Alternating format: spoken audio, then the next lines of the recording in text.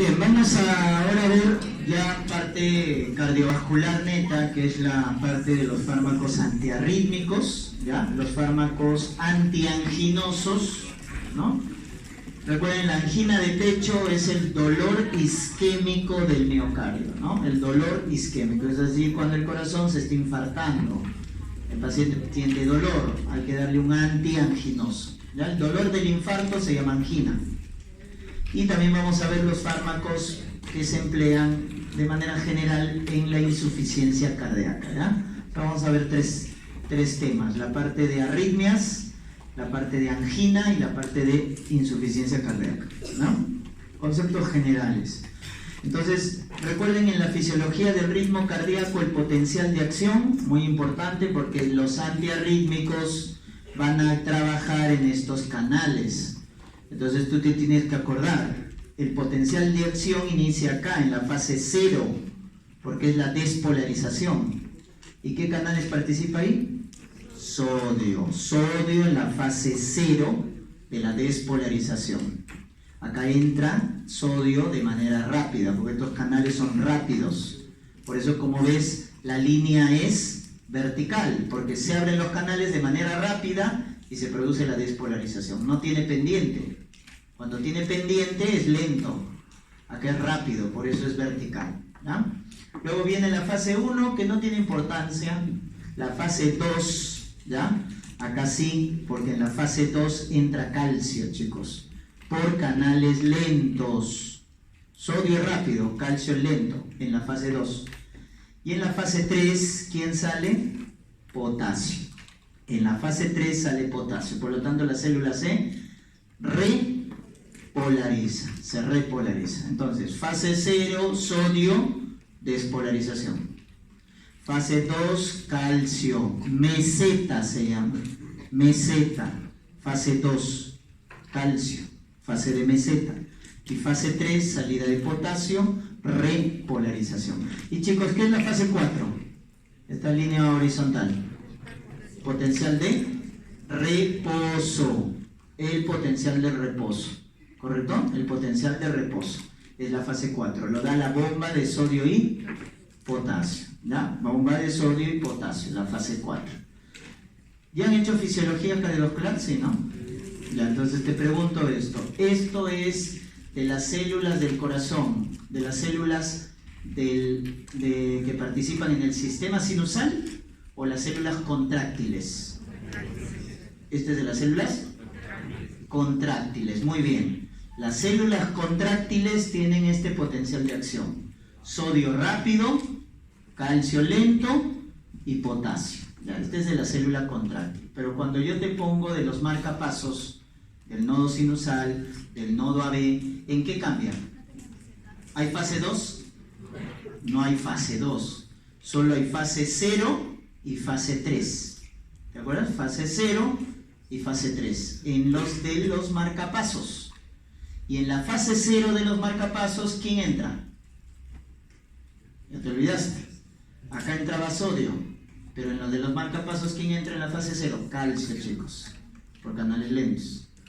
Y en la 3, potasio. No hay diferencia. ¿Correcto? La diferencia está en la fase 0. Acá entra sodio. En los marcapasos entra calcio. Y la segunda diferencia. En estas células contráctiles, la fase 4 es bomba de sodio y potasio. En las células de los marcapasos, ¿cómo es ese 4? Tiene pendiente, ¿no es cierto? Tiene pendiente. ¿Quién entra ahí? Sodio y calcio. Sodio y calcio. O sea, la fase 4 y la fase 0 son diferentes en los marcapasos y en estas células contráctiles. Otra cosa. Chicos, cuando la célula contráctil está en fase 0, fase 1 y fase 2, ¿cómo se llama ese periodo? Fase 0, 1, 2. Periodo refractario. ¿Absoluto o relativo? Absoluto. ¿Qué quiere decir absoluto? Que ningún estímulo, es el corazón frío, ¿no es cierto? Es el corazón frío. Ningún estímulo lo va a volver a estimular. 0, 1 y 2. Y el 3, periodo refractario relativo. ¿Qué quiere decir? que si viene un estímulo muy intenso, puede volver a estimular el corazón. Tiene que ser intenso el estímulo y puede volver. Entonces acuérdate, periodo refractario absoluto, periodo refractario relativo. ¿Estamos recordando? Muy bien, acá está el sistema sinusal, eso ya sabes de los marcapasos, el nodo sinusal, el nodo AB, la conducción eléctrica. ¿Cómo se llama la generación de potencial de acción? Automatismo. ¿Y cómo se llama la conducción? Dromotropismo. ¿Cómo se llama la fuerza de contracción? Ionotropismo. ¿Cómo se llama la frecuencia cardíaca? Cronotropismo. Por esas 4 propiedades, hay más, solo esos 4 por el momento. Automatismo genera el potencial de acción. Dromotropismo lo conduce. Ionotropismo se contrae. Cronotropismo tiene una frecuencia. Chicos, el corazón tiene inervación autonómica, es decir, el simpático y el parasimpático. El simpático está a través de las cadenas simpáticas, ¿no es cierto? Y es activador del corazón. ¿Quién es el neurotransmisor del simpático? La norepinefrina. Y estimula el corazón. Es iono-crono-positivo. Ionotropismo y cronotropismo positivo. En cambio, los vagos, ¿quiénes son los vagos? El 10º par craneal es el parasimpático. Y el parasimpático, a través del vago, ¿qué es lo que hace con el corazón? Lo deprime. Es iono y crono negativo. ¿Cuál es el neurotransmisor del vago, del parasimpático? Acetilcolina. Acetilcolina. ¿Ah? Muy bien. Entonces vamos a ver acá los fármacos antiarrítmicos, que justamente bloquean los canales que hemos mencionado en el potencial de acción. Esta es la clasificación clásica que vas a estudiar, que es la de Van y Williams, en 4 grupos. En el grupo 1, chicos, están los que bloquean los canales de sodio. Por lo tanto, ¿en qué fase del potencial de acción van a estar? ¿En la fase 0, 1, 2 o 3? ¿Fase 0, 1, 2 o 3? Fase 0, ¿no es cierto? En la fase 0, porque bloquea los canales de sodio. Entonces ahí están, en la clase 1, chicos, ahí está clase 1, bloquean los canales rápidos o lentos. Rápidos de sodio. Por eso los de clase 1 tienen acción rápida, porque bloquean el canal de sodio. Y ahí están los representantes, miren, 1A, 1B, a ver, un segundo, chicos, no sé.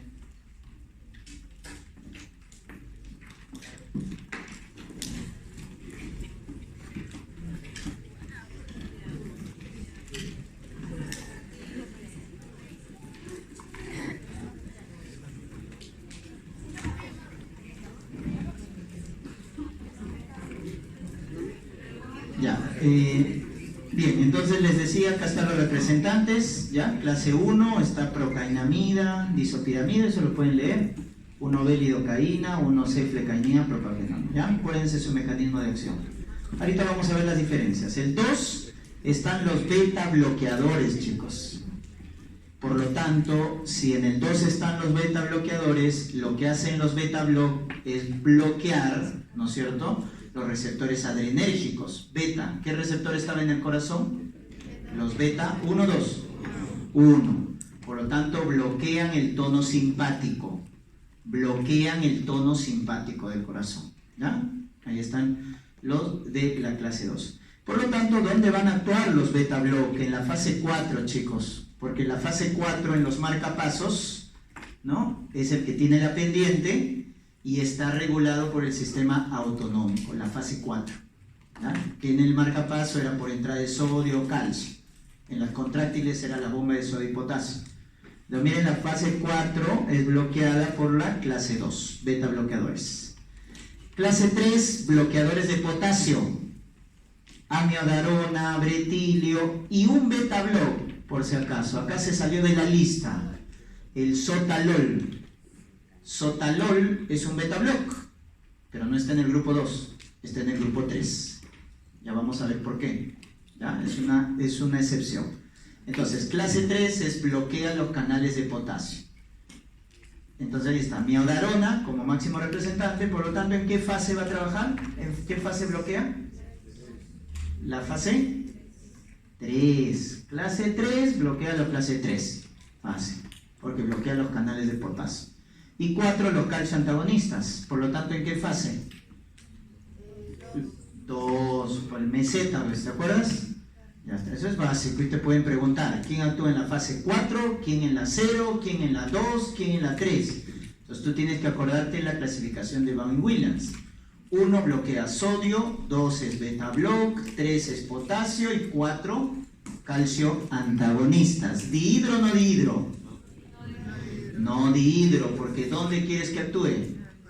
En el corazón. Estamos viendo antiarrítmicos. En cambio los dihidro, ¿dónde trabajaban? En los vasos, perfecto. Como antihipertensivos principalmente. En cambio acá verapamil o diltiazem son antiarrítmicos, ¿ya? Bien, y Bowen-Williams se olvidó de estos de acá, porque no encajaban en su clasificación. Por eso los dejó como otros, o en algunos casos los colocan grupo 5. Ahí está, grupo 5. Sulfato de magnesio, adenosina, digoxina, incluso algunos fármacos como sedantes como el propofol, sulfato de atropina, que ya vamos a ver. Estos son los otros, o grupo 5, ¿ya? Entonces vamos a estudiar. Miren, grupo 1 bloquea canales de sodio rápidos, y tenemos el 1A, 1B y 1C, y ahí te está dando la diferencia. Chicos, el 1A tiene acción intermedia, el 1B acción rápida y el 1C acción lenta. Eso va en función del bloqueo del canal de sodio, cómo bloquea el canal de sodio. Entonces uno lo hace intermedio, el otro rápido y el otro lento. En eso se diferencia, ¿no? Muy bien, en el 1A, acuérdate acá los representantes. Todavía no las indicaciones. Primero hay que conocer quiénes son. 1A, procainamida, disopiramida, quinidina. Este fue el primero, quinidina. Fue el primero, el histórico. La quinidina también sirve para el tratamiento de malaria, de paludismo. Por ahí han escuchado los derivados de la quinina, ¿no?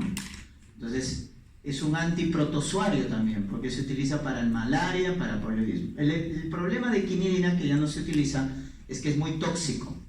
Genera muchas reacciones adversas.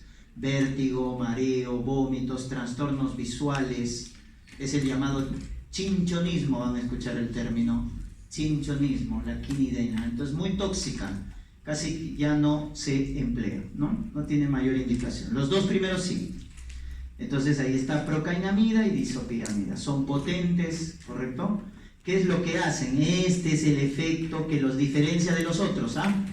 Alarga la duración del potencial de acción. El potencial de acción tiene una duración. Al bloquear los canales de sodio, ¿cómo era la fase 0 donde entraba sodio? Vertical. Al bloquear los canales sodio rápidos, ¿qué es lo que va a hacer? Ya no va a ser vertical, va a tener pendiente. Entonces el potencial de acción se vuelve más grande. Entonces aumenta la duración del potencial de acción. Ese es el efecto antiarrítmico de estos del grupo 1A. Grupo 1B son los de acción rápida. Es como que entra el sodio, lo bloquea, pero luego se sale. Entonces entra y se sale. Lo bloquea unos segundos y se sale. Entonces es de acción rápida, ¿no?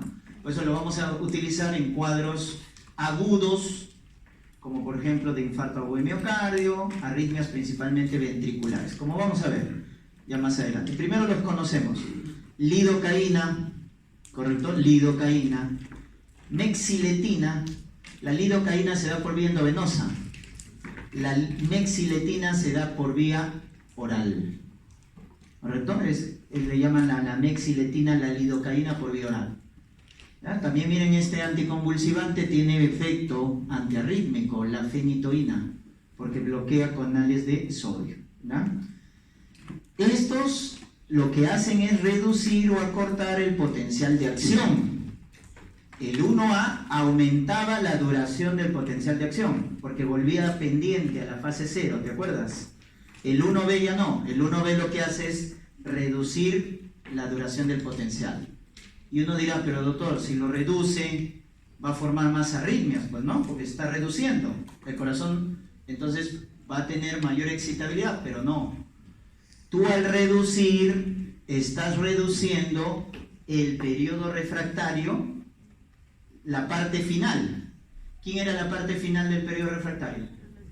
El relativo. Entonces al reducir, te estás volando al periodo refractario relativo, ¿y con quién te quedas? Con el absoluto. Y si te quedas con el periodo absoluto, nada estimula el corazón, por lo tanto lo estás bloqueando. De esa manera no se producen más arritmias. ¿Me dejo entender? Al reducir el potencial de acción, vuelo el periodo refractario relativo y solo me quedo con el absoluto. Por lo tanto, ya no se puede estimular al corazón. Con eso bajo el potencial arritmogénico. Entonces miren su diferencia. En el primer caso, alarga la duración del potencial de acción. Por lo tanto, al corazón lo vuelve más lento. En cambio, el 1B lo vuelve menos excitable. ¿Estamos?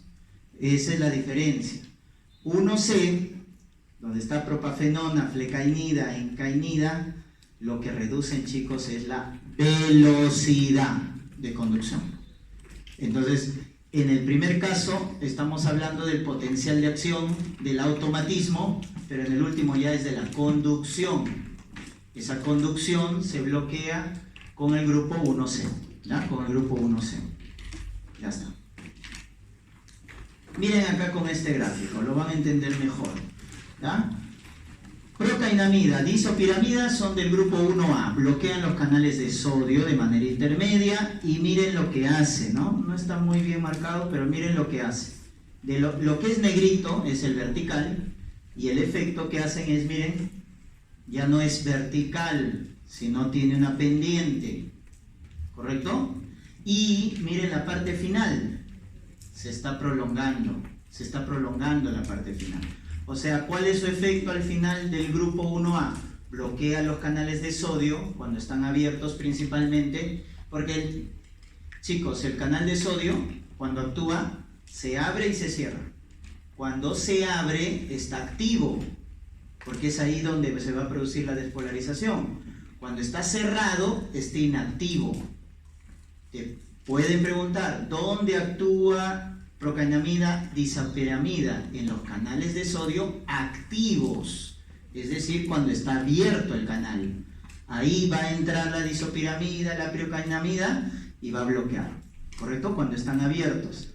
Su principal efecto es el segundo punto. Eso tienes que acordarte, porque eso los hace diferente de los demás. Aumenta la duración del potencial de acción. Aumenta la duración del potencial de acción, ¿ya? Son antiarrítmicos también de amplio espectro porque, miren, cubre tanto para arritmias supraventriculares. Cuando hablamos de supraventriculares estamos hablando de la aurícula, y también ventriculares, o sea, para todo tipo de arritmias, ¿no? Estos son sus efectos adversos, son potentes y esto es un principio, ¿ah? Todo antiarrítmico es proarrítmico, o sea, el antiarrítmico te cura no arritmia, pero te puede producir otra arritmia, ¿correcto?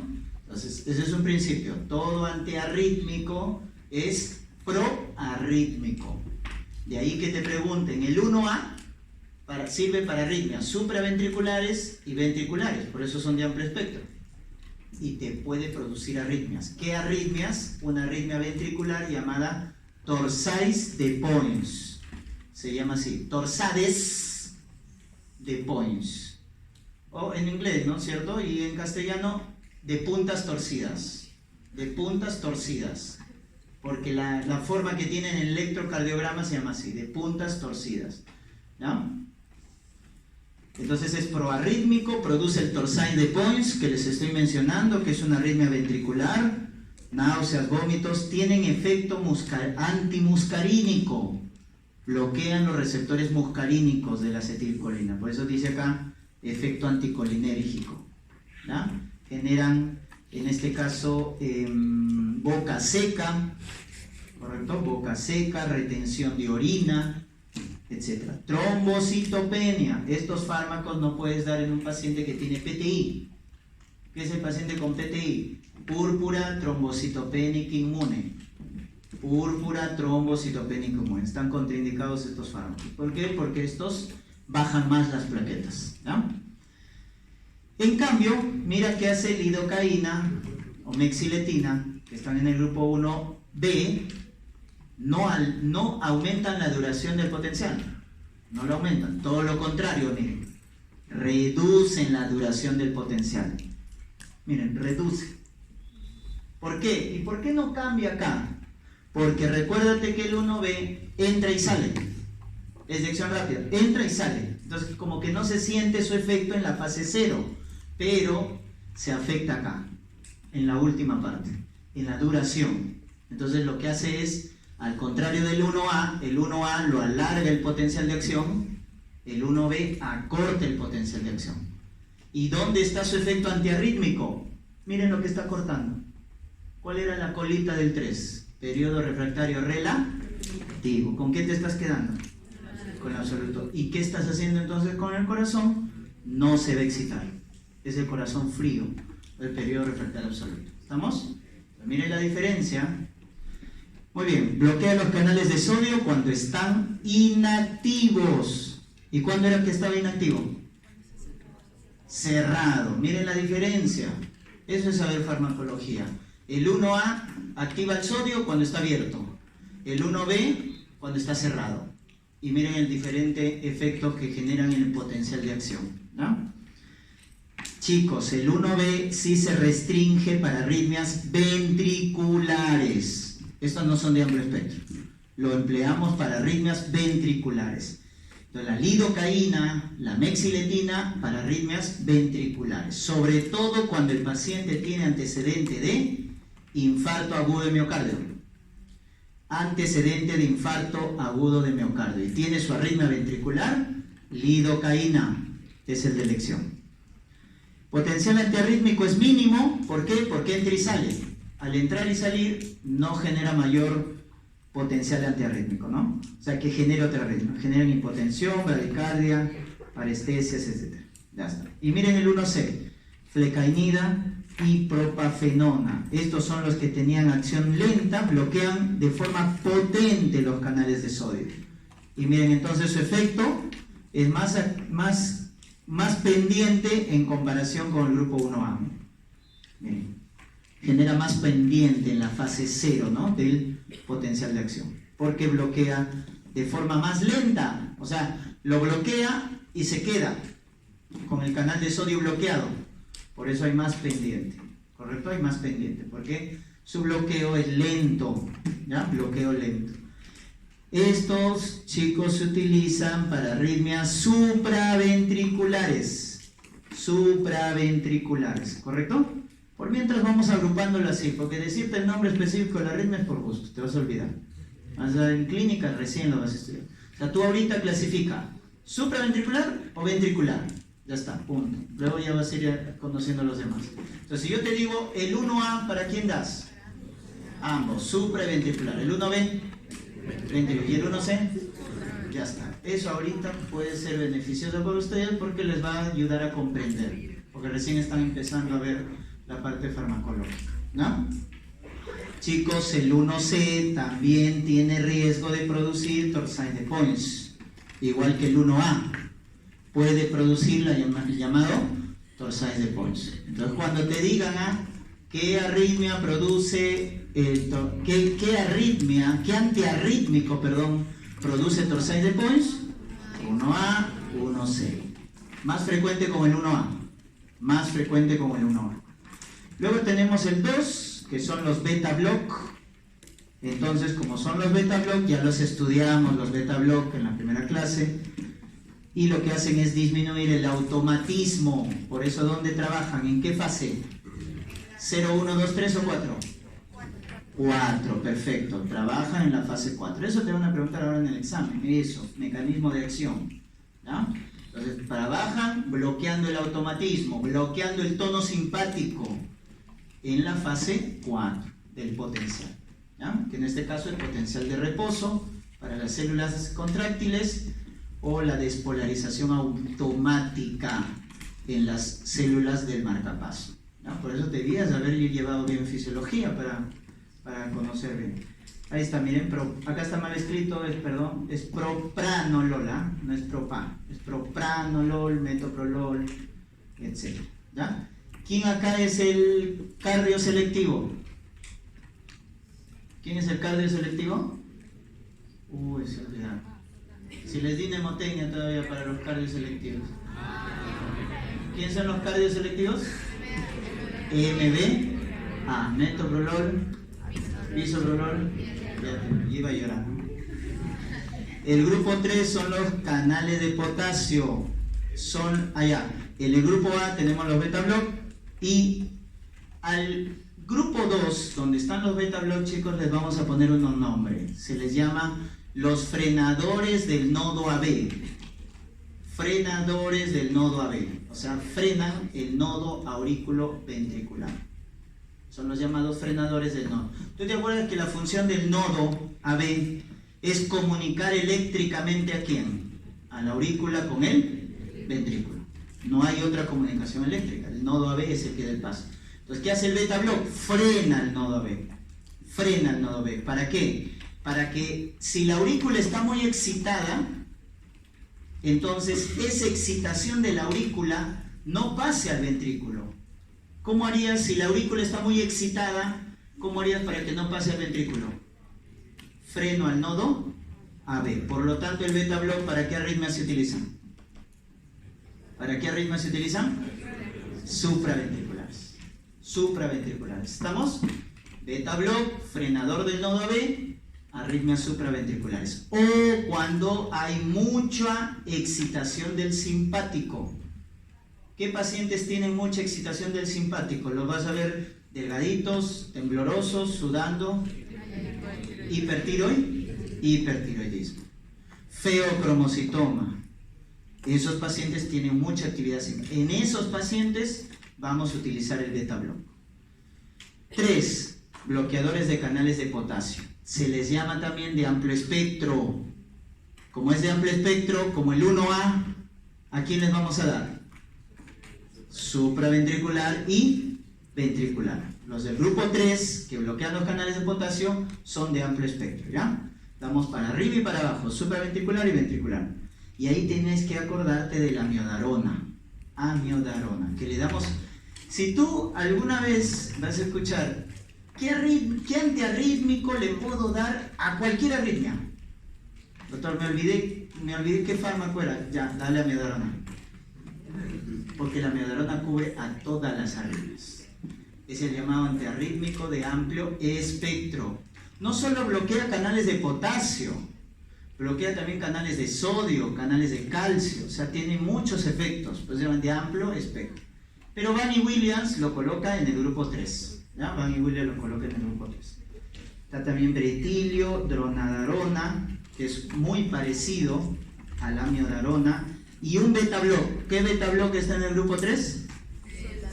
Sotalol. El beta block que está en el grupo 3 es sotalol. Son de amplio espectro, ¿correcto? Cubren a supra y ventriculares. ¿Y cuál es el problema entonces de la amiodarona? Si le puedo dar a cualquier arritmia, su toxicidad. Vamos a ver ahorita sus reacciones adversas. Genera cirrosis hepática, fibrosis pulmonar. Entonces tú le dices eso al paciente, ya, obviamente, y el médico tiene que tener precaución de no usarlo de manera indefinida o crónica, ¿no? Porque genera esos efectos adversos. 4. Calcio antagonistas. Bloqueadores de calcio antagonistas. Entonces, ¿participan en qué fase? 2. Ya está verapamilo, diltiazem. ¿Para qué lo utilizamos? Son los segundos representantes de los frenadores del nodo AB. ¿Quiénes serán los frenadores del nodo AB? Beta block. Le aumentas uno más. Calcio antagonistas. Por lo tanto, ¿para qué arritmias sirven? Supraventriculares. Supraventriculares. ¿Ya? Igual que el beta block del grupo 2. Son los llamados frenadores del nodo AB. Cuando no puedas dar beta block, ¿qué le das en su reemplazo? Calcio antagonista. ¿Cuándo no podrías utilizar beta block? espasmo. Tiene asma, tiene POC, ya no le puedes dar beta-block. Ya, ¿qué le doy? Calcio antagonista. Entonces nace como su reemplazo. Muy bien, entonces miren, ahí está miodarona, el de amplio espectro, bloquea canales de potasio, pero también de sodio, calcio, como les había comentado, ¿ya? Retrasa la fase 3, ¿verdad? La fase de repolarización, aumentando la duración del potencial de reposo, absoluto, relativo, etc., ¿ya? Tiene también efecto vasodilatador y antianginoso, ¿ya? Tiene ese efecto. Y es de amplio espectro, puedes dar para supra o ventriculares. Pero como esto es lo que debe recordar de amiodarona, la toxicidad, es muy tóxico, chicos, muy tóxico, ¿correcto? Entonces, toxicidad pulmonar y hepática está a la cabeza, que genera fibrosis pulmonar y genera cirrosis hepática. Contiene yodo en su estructura, chicos. Como tiene yodo en su estructura, genera disfunción tiroidea. Puede producir hipo o hipertiroidismo, porque tiene yodo. ¿Y tú te acuerdas eso en fisiología de endocrino? Si a un paciente le das yodo de manera a altas dosis, ¿bloqueaba o activaba la glándula? La bloqueaba. ¿Por qué la bloqueaba? Porque se saturaban las bombas, ¿no es cierto?, de yodo. Entonces eso generaba hipotiroidismo. ¿Cómo se llama ese efecto? Por ahí lo escuché. Wolff-Chaikoff. ¿Han visto en endocrino? Ya. Miren, les hago recordar. Efecto de Wolff-Chaikoff. ¿En qué consiste el efecto de Wolff-Chaikoff? Cuando a un paciente le das yodo a altas dosis, bloqueas a la glándula tiroides, generando hipotiroidismo. Eso puede producir la amiodarona, porque como la amiodarona tiene yodo, si le das al paciente alta dosis de amiodarona, bloqueas a la glándula tiroides, produciendo hipotiroidismo. Efecto de Wolff-Chaikoff. Lo contrario, ¿qué pasa si le das yodo de a poquito? Activas a la glándula tiroides, generando hipertiroidismo. Ese efecto se llama Jod-Basedow. Jod-Basedow. ¿En qué consiste el efecto de Jod-Basedow? En darle yodo a bajas dosis y activo a la glándula tiroides, produciendo hipertiroidismo. Si le das al paciente amiodarona a bajas dosis por bastante tiempo, lo que vas a generar es hipertiroidismo. Ahí están los dos efectos. Y va a depender de la dosis que emplees de amiodarona, ¿ya? Si es hipotiroidismo, ¿cómo se llama? Wolff-Chaikoff. Jod-Basedow, ¿ya? Muy bien. Fotosensibilidad. El paciente no se puede exponer a la luz. Coloración azul de la piel, etc. Entonces, tóxica, ¿correcto? Tiene también interacciones, como por ejemplo, potencia la toxicidad por digoxina. La digoxina, chicos, es un fármaco que tiene margen terapéutico estrecho, por lo tanto, es muy susceptible su intoxicación, ¿ya? Y la amiodarona potencia la intoxicación por digoxina. La dronedarona es homóloga a la amiodarona, solo que menos tóxica. Esta efectividad menor que la amiodarona, pero toxicidad también menor, ¿ya? Chicos, pueden producir estos dos torsades de Points. Entonces te pueden preguntar en el examen, ¿qué antiarrítmicos dan torsades de Points? Por grupos. El 1A, el 1C y el 3, el grupo 3, donde está amiodarona. Ellos producen. ¿Y por qué tanto el torsade de Points? Porque el torsade de Points puede producir la muerte del paciente. Puede producir la muerte del paciente. Por eso hay que tener cuidado con esto, ¿no? Muy bien. Los beta-block, eso ya lo estudiamos, chicos, eso lo leen, ¿ya? Los beta-block. Excepto el sotalol, recuérdense que está en el grupo 3, sotalol. Por lo tanto, puede producir torsades de Points. Cuando te pregunten qué beta-block produce torsades de Points, el beta-block está en el grupo 3. Sotalol puede producir torsades de Points.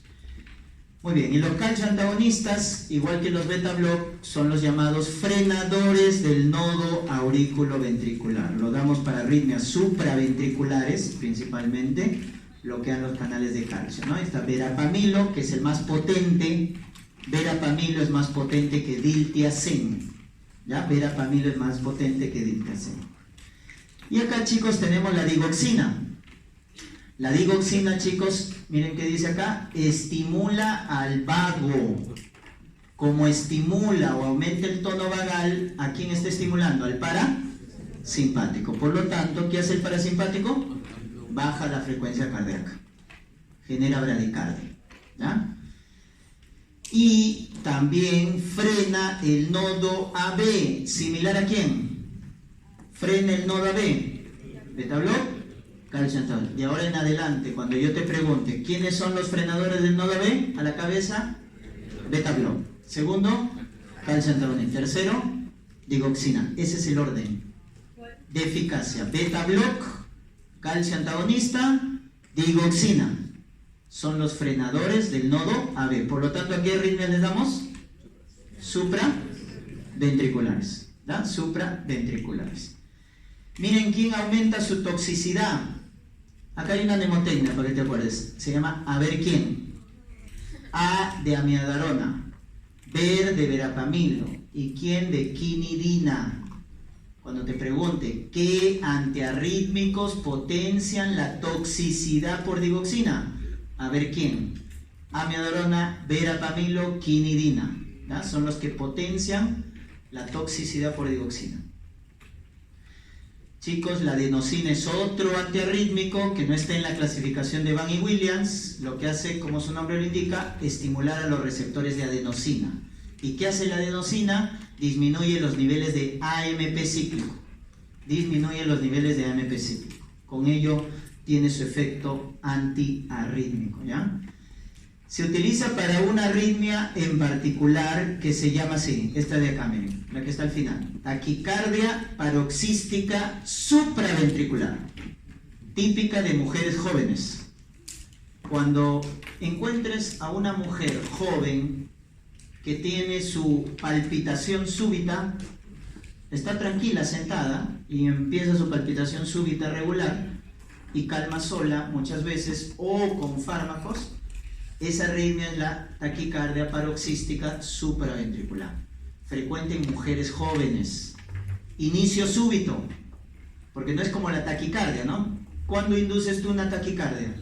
Haces un ejercicio y tu frecuencia va aumentando, pero la taquicardia aumenta gradualmente, no aparece súbita. Cuando una taquicardia aparece súbito, esa es taquicardia paroxística supraventricular. En esa arritmia damos adenosina, chicos, ¿ya? Adenosina, ¿ya? 6 miligramos por vía endovenosa. ¿Y qué te debes acordar? Un dato de adenosina es que su tiempo de vida media es muy corta, 10 segundos. Por lo tanto, la debes aplicar en la zona antecubital, no en otra zona. ¿Por qué? ¿Por qué la colocamos acá y no la puedes colocar en una vía femoral o intramuscular, qué sé yo?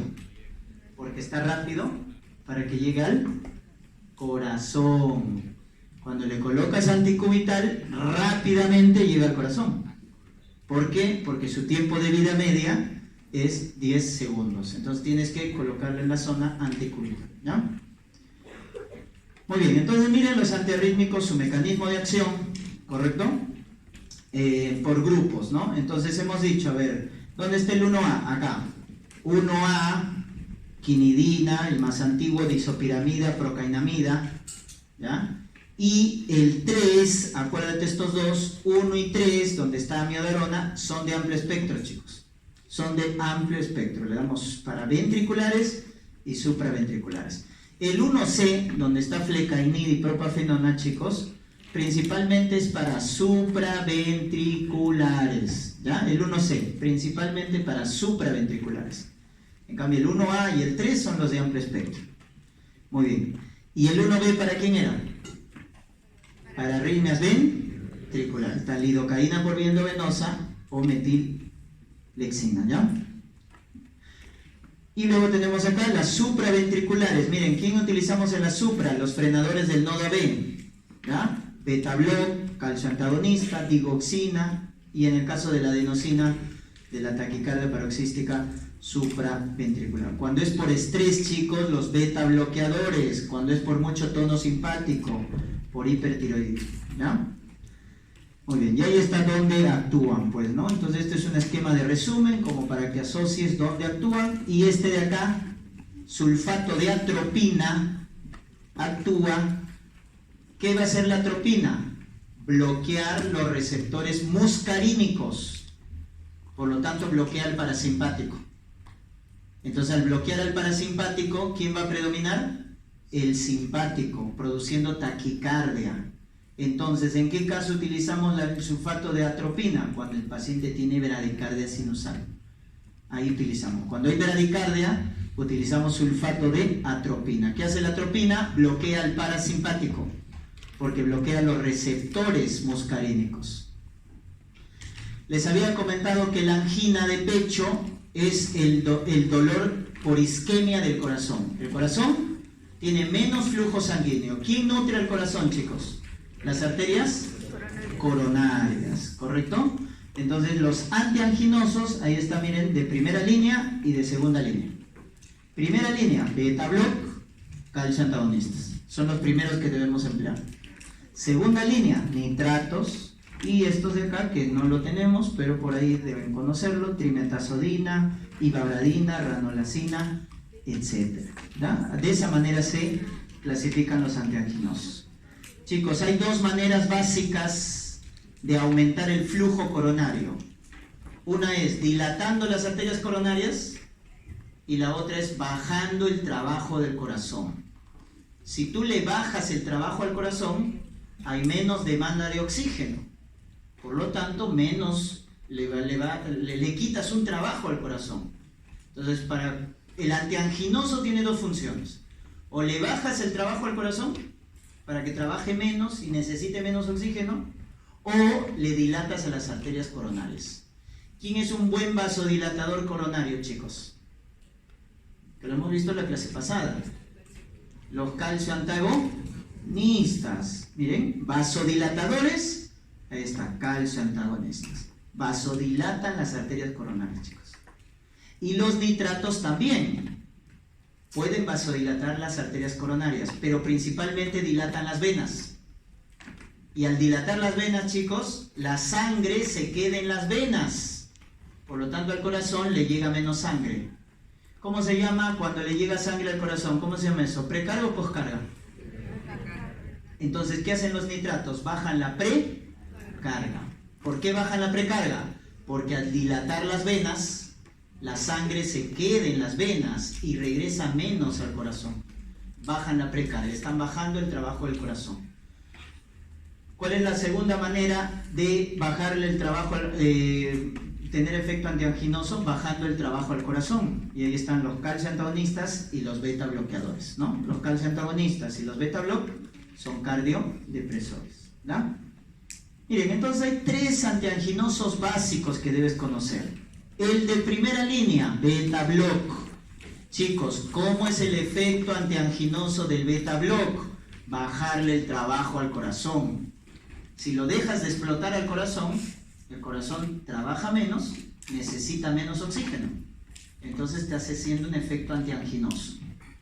¿Estamos? Entonces miren lo que hace el beta-block. Baja la frecuencia cardíaca. ¿Eso cómo se llama? Cronotropismo negativo. Baja la fuerza de contracción, ¿cómo se llama eso? Ionotropismo negativo. Debido a ese efecto que le baja el trabajo al corazón, baja la demanda de oxígeno. Ahí lo están viendo. Y ese es su principal efecto antianginoso. Al bajar el efecto del corazón, el trabajo genera menor demanda de oxígeno. Segundo antianginoso, miren, calcio antagonistas.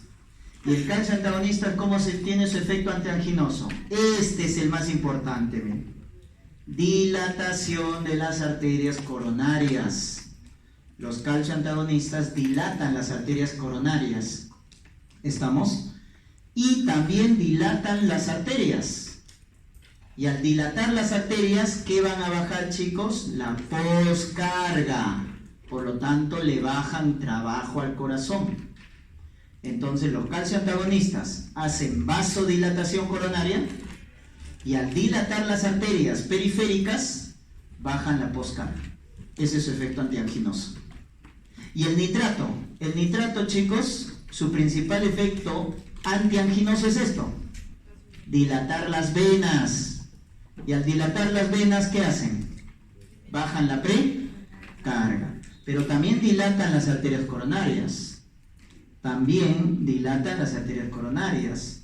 También las arterias periféricas. Pero miren, ahí está el efecto más importante, a nivel de las venas. Dicho de otra manera, miren, este cuadrito resume. ¿Quién es el que baja el retorno venoso? ¿Quién dilata las venas principalmente? Nitratos. ¿Quién baja la fuerza y la frecuencia cardíaca? Beta block. Ahí está su efecto antianginoso. ¿Y quién es el que hace más vasodilatación coronaria? Calcio antagonista. Ya están los tres efectos más importantes. O dilatas las arterias, o le bajas la fuerza al corazón, o dilatas las arterias coronarias. Y ahí están entonces, ¿cuál es su efecto? Muchos tienen más de un efecto, pero tienes que acordarte el efecto más importante. ¿Ya? Entonces este es un resumen. Los beta block ya lo hemos visto. ¿Ya? El calcio antagonista, ahí está su mecanismo de acción. Impide la interacción entre calcio y la... Recuerda que en el músculo liso, el calcio, porque esto estamos en los vasos sanguíneos, y el vaso sanguíneo tiene músculo liso, se une el calcio con la calmodulina. Y la calcio con la calmodulina al final genera una fosforilación de la miosina, y la miosina, cuando está fosforilada, produce contracción. Entonces el calcio antagonista, ¿qué hace? Desde el inicio, bloquea los canales lentos de calcio. ¿Quiénes tienen más efecto en el corazón? Verapamilo, diltiazem, sobre todo verapamilo. ¿Quién tiene efecto en los vasos periféricos? Los pinos, ¿no? Amlodipino, midodipino, etc. ¿Ya? Entonces el calcio antagonista, su principal efecto antianginoso es porque dilata las arterias coronarias, pero también le baja el trabajo al corazón porque dilata las arterias periféricas y con ello baja el efecto adverso. Los nitratos sí son nuevos acá, miren. ¿Por qué? Porque los nitratos son donadores de óxido nítrico, chicos. ¿Y qué hace el óxido nítrico con los vasos? Vasodilata. ¿Cuál es su segundo mensajero? GMP cíclico. Su segundo mensajero del óxido nítrico es GMP cíclico. ¿Ah? GMP cíclico. Entonces lo que hacen los nitratos es producir óxido nítrico. El óxido nítrico produce GMP cíclico y el GMP cíclico defosforila la miosina. Y si no está fosforilada la miosina, se relaja cuando no tiene esa fosforilación. Ese es su mecanismo de acción. ¿Ya? Tenemos ahí nitroglicerina, dinitrato de isosorbide, mononitrato de isosorbide. ¿Quién se emplea en el cuadro agudo? Nitroglicerina por vía sublingual en el cuadro agudo de angina. Y estos dos en el cuadro crónico, sobre todo el mononitrato de isosorbide, es en el cuadro crónico, cuando el paciente le voy a dar por bastante tiempo. ¿Ya? Una interacción que tienes que acordarte de los nitratos es con los inhibidores de la fosfodiesterasa. Y ahí está el sildenafilo. ¿Se acuerdan qué es el sildenafilo? ¿Para dónde se utiliza? Para la impotencia. Es la pastillita azul, el famoso Viagra. ¿Quién tiene más angina, más infarto? El abuelito. ¿Y quién tiene más impotencia? El abuelito. Un cardiólogo, antes de medicar nitratos, tiene que preguntar si está tomando sildenafilo. Porque si das nitrato con sildenafilo, se potencia el efecto vasodilatador, generando hipotensión y hasta coma. Hipotensión y hasta coma. Entonces, mucho cuidado con esa interacción. Sildenafilo con nitratos. ¿Ya? Estos son sus efectos. Este es el efecto adverso más frecuente de los nitratos, la cefalea por vasodilatación cerebral y también síncope hipotensión. Esta hipotensión es la que se agrava cuando es un adulto mayor que está tomando Viagra. ¿Ya? Muy bien. Cuando tenemos un corazón normal, chicos, ¿cuál es el alimento normal del corazón? los ácidos grasos. Esa es la fuente energética principal. Pero cuando esté en isquemia, chicos, lo que debe consumir el corazón, lo que debería consumir es glucosa. ¿Por qué? Porque la glucosa consume menos oxígeno. Entonces, cuando el corazón está sano, normal que se alimente de ácido graso, porque tiene bastante oxígeno. Pero cuando el corazón tiene un infarto, ¿qué debería consumir? Debe hacer dieta. ¿Cuál es su dieta de un corazón infartado? Glucosa. ¿Por qué glucosa? Porque consume menos oxígeno. Entonces, cuando el corazón está en isquemia, ¿qué debes hacer con la oxidación de ácidos grasos? La debes bloquear para que solo se consuma ¿quién? Glucosa. ¿Quién hace ese cambio de metabolismo? La trimetazidina. Eso es efecto antianginoso de la trimetazidina. Bloquea el metabolismo de ácidos grasos, y al bloquear el metabolismo de ácidos grasos solo te queda la glucosa, con lo cual la glucosa tiene menos consumo de oxígeno y por lo tanto menos isquemia. Otro antianginoso es la ivabradina, chicos, que bloquea a los canales de sodio de los marcapasos. Bloquea los canales de sodio de los marcapasos, ¿no? Entonces ahí está, miren, ese es el típico potencial de acción de los marcapasos, ¿no? Miren, en punta, fase 0, fase 3, y este es su fase 4, ¿no? De despolarización automática. Ahí bloquea la ivabradina, bloquea la corriente eléctrica, bloquea la fase 4, bloquea los canales de sodio abiertos. Eso es lo que hace la ivabradina, generando bradicardia. Chicos, y al generar bradicardia, se prolonga la diástole. ¿Y dónde se nutre el corazón? En diástole. Cuando un fármaco genera bradicardia, prolonga la diástole, generando más perfusión del corazón. Ese es el efecto antianginoso. La ivabradina y el beta bloqueador, al bajar la frecuencia cardíaca, prolonga la diástole, generando más perfusión del corazón, ¿ya? Entonces la ivabradina es otro antianginoso. Acuérdate su efecto adverso, su mecanismo de acción, perdón. Y en la falla cardíaca ya hay varios fármacos que hemos visto. Por ejemplo, acá están, cuando te pregunten cuál es el mejor fármaco para insuficiencia cardíaca, chicos, son los YECAS. Los YECAS son los mejores para la falla cardíaca. Bajan la pre y la postcarga, ¿ya? Bajan la pre y la postcarga. Entonces, son los mejores, porque te están bajando el trabajo del corazón. Recuerda que en la insuficiencia cardíaca el corazón está cansado, está explotado. En la insuficiencia cardíaca lo estás explotando al corazón, porque le estás pidiendo sangre cuando no puede darte. Entonces, ¿cómo bajas eso? Con los YECAS. Bajan la pre y la postcarga, ¿ya?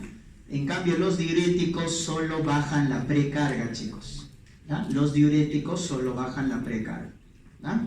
Los beta bloqueadores bajan el trabajo del corazón, repito, y al bajar el trabajo del corazón, eso facilita, ¿no es cierto?, su función en la insuficiencia cardíaca. Y estos de acá son los agentes inotrópicos, que lo que hacen es aumentar la fuerza de contracción. Entonces, estos de acá levantan la función del corazón, ¿ya? Los inotrópicos positivos, ¿ya? Muy bien, entonces, esto de los diuréticos ya lo vimos, los YECAS también, ahí tienen para repasarlo. Miren. A ver, y de los YECAS, chicos, miren. ¿Quién es el mejor fármaco de los YECAS? De la falla cardíaca, los YECAS, ¿no es cierto? Ya, pero hay un nuevo fármaco que se está imponiendo, que es este de acá, sacubitril. Es un inhibidor de la neprilicina, chicos. ¿Y qué es la neprilicina? Es una enzima que metaboliza los péptidos natriuréticos. Miren, estos son los buenos de la película. Miren, los que dicen, los malos de la película son estos, porque estos fibrosan el corazón. ¿Quiénes son los malos? La angiotensina, la catecolamina, la aldosterona. Estos son los malos, porque hacen fibrosis del corazón. ¿Quiénes son los buenos? Estos son los buenos, porque evitan la fibrosis. Ahí están los péptidos natriuréticos. Entonces, ¿qué hace el sacubitril?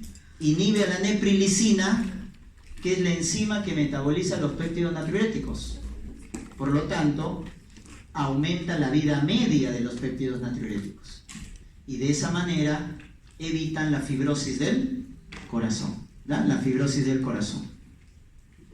Entonces, en la falla cardíaca, chicos, acuérdate que hay que bloquear al sistema renina-angiotensina. Eso lo hacemos con los YECAS, los ARA2. Bloqueamos el tono simpático con los beta bloqueadores. Y este es el nuevo fármaco, los inhibidores de la neprilicina. ¿Quién está ahí? El sacubitril. Y los péptidos natriuréticos tienen todos estos efectos beneficiosos. Vasodilatación y sobre todo evitan el remodelado del corazón. ¿No? Creo que estamos con la hora, ¿verdad? Ya voy a dejarlo esto de acá. Les voy a pasar o bien virtual, ya, coordino con la delegada, e igual el repaso que tenemos antes del examen, que es lo que más les importa a ustedes. Su repaso antes del examen estoy encargado de hacerlo yo. Entonces ese día vamos a recuperarlo, esto de acá, ¿no? Les debo.